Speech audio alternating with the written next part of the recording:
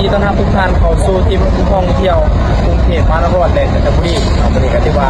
บริษัทพัสโกล่าที่เขาทั่วพิจิตร2 หาในการจัดกิจท่องเที่ยวมาทั่วพัสโกล่าได้ว่าบริษัทพัสโกล่าเนาะได้เดินทางมาท่องเที่ยวในวัดกรุงเทพมหานครทำนี่แล้วอีกการนะครับเปลี่ยนจากตัวแทนเนาะวีเก่าตัวเซนด้านโน้นได้ไงเนาะเป็นการเดินทางมาท่องเที่ยวก็เท่าเนาะจากนี่การสิมาสัมผัสเลยมีความรู้สึกเป็นว่าในบ้านท่องเที่ยวก็เท่าเนาะว่าเป็นการที่อะไรแล้วกันที่พ่อประทับใจยังไงที่ว่าเดินทางในเมืองแดงสบายดีจังนั่งซื้อเจ้าสบายดีกับเจ้าซื้อเขาคำพูดเขาเนี่ยเขามาจากบาทพงสองใจกินซะในการมาเที่ยวครั้งนี้เป็นครั้งที่เท่าไหร่ครั้งเป็นครั้งแรกถ้ามีด้วยครั้งแรกได้หรอให้เขาเรียกว่ามูซิเลยว่ามูซิที่มาเข้ามาเที่ยวในครั้งเพราะมูซิที่ไหนมาเที่ยวนี่มูซิมาตื่นเต้นเพราะว่าสิ่งที่ผมเคยเห็นกับในเห็นในที่นี่เลยว่ามันเคยเยอะมากเนี่ยที่นักเยอะเลยแต่ว่าในเคยรู้เปิดตาได้เห็นได้สิ่งได้ยังใหม่ๆเนาะเลยแต่ก็คือตอนนี้เขายังไม่ทันได้ปิดยาเลยขนาดได้ยังไม่ทันได้ปิดยาด้วยสำคัญเลยอากาเขาจะไปได้หลายบอร์ดเนาะเลยเขาจะไปใช่ในปางเขาติดตามเขา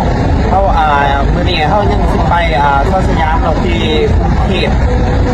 หลังจากนั้นเขาตอนส่วนแรกเขาคันซีได้ลงไปเราเพื่อนไม่หนักจากย่าเนาะคือว่าไปคือสำคัญของประเทศไทยเนาะสำคัญเลยสุดท้ายเนาะจากนั้นครับฝากเนาะฝากสำหรับผู้ใดเห็นคลิปเนาะตัววิดีโอเขาอยากมาท่องเที่ยวก็เท่าแบบนี้เนาะเขาต้องเห็นยังไงเนาะสำหรับผู้ใดที่อยากเที่ยวทำบริษัทเนาะเพียงแต่ซื้อปุ๋ยเม็ดกับเซนาโน่นี่3 ตัดกระไรที่นั่นมันสามารถเที่ยวฟรีจีบตามประเทศใดเลยหรือว่าเอาเม็ดปุ๋ยน่ะเป็นโครงการ39,000ก็ได้สามารถเที่ยวฟรีทั่วประเทศได้เลยแต่เขาเอาว่าปุ๋ยมาใส่สวนมาใส่ของในหน้าเขาเนาะแม่แต่ว่าเราเมืองไทยมีโปรโมชั่นเนาะต้องเที่ยวฟรีเนาะแม่เขาซื้อมาใส่เองเขาก็จะเป็นเที่ยวฟรีมันก็คุ้มโอเคเขาสองทางอย่างนั้นอาจารย์เขาพูดเนาะฝากสองท่านติดต่อเพื่อมีผู้ใดอยากลองใส่สินค้าเนาะหรือว่าเป็นปุ๋ยเก่าเกษตรโน่นสิเนาะหรือว่าอยากมาเจอน้ำเนาเนาะฝากมีสองท่านก็สองท่านเข้ามาทั่วเนาะ020 986 5054เนาะหรือทางเฟซบุ๊ก